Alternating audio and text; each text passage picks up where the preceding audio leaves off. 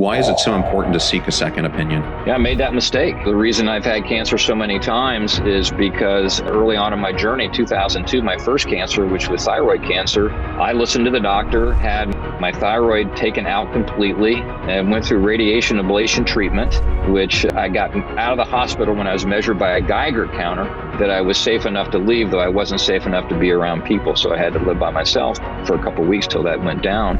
But then I went back to those same doctors, and they told me less than a year later that my cancer was back, and they wanted me to go through another round of radiation ablation treatment. And this radiation is the same radiation, John, that was released by Chernobyl, iodine-131. At that point, I called the timeout. I'm like, what am I doing? And so at that point, I reached out for a second opinion, which was MD Anderson in Houston. And they're like, oh no, your cancer's not back.